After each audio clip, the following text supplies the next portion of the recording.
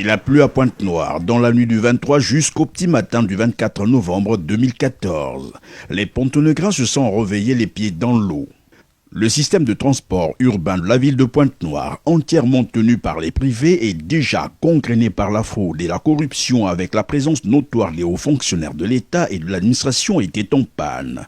Des routes coupées par les inondations et donc impraticables ou presque.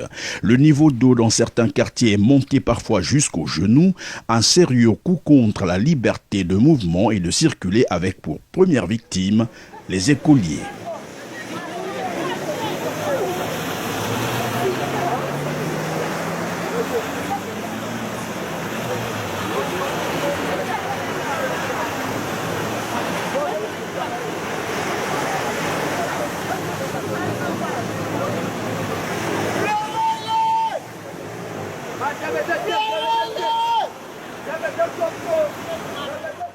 Les changements climatiques seraient à l'origine de ces débordements des eaux de pluie, ou mieux ces inondations se défendent désormais. Les autorités municipales ont mal de trouver une solution adéquate à ces inondations très récurrentes dans la ville de Pointe-Noire. Pourtant, même les néophytes pensent qu'il se poserait simplement un problème de canalisation. Les pouvoirs publics ou municipaux ont opté pour le saupoudrage dans la réalisation des travaux de construction des routes.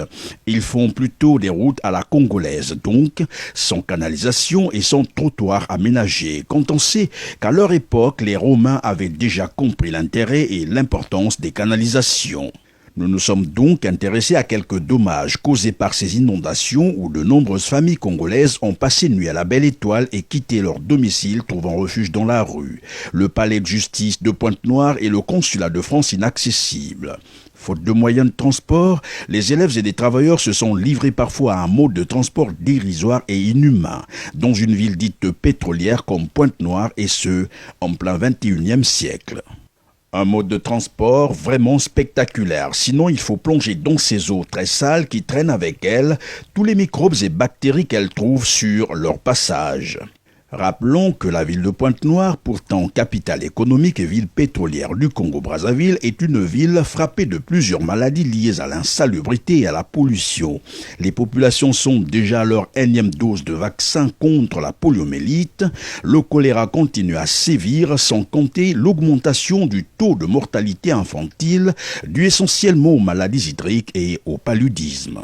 Une pratique de l'Autriche où le gouvernement congolais a pourtant conscience de ces inondations à répétition dans les grandes villes, mais se cache derrière son petit bout de doigt, mettant en relief les changements climatiques pour justifier le phénomène. La preuve, les administrateurs maires de ces deux grandes villes ont été reconduits à leur poste malgré l'état piteux dans lequel se trouvent aujourd'hui Brazzaville et Pointe-Noire. Je reproche au maire de mal faire son travail. On vit toujours dans l'inondation. À chaque fois la saison de pluie, on est inondé. Nous on souffre.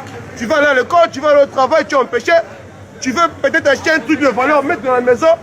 Ça va seulement se gaspiller à cause des inondations. Donc on a besoin qu'ils puissent venir voir ça et arranger. Nous on n'a pas voté chez nous. Il est resté pendant 3 mandats, il n'a rien fait. Pendant 15 ans on vit dans l'eau. Donc on ne pouvait plus le voter. Il a corrompu la population qu'il a voté. Selon nous, il a mal fait.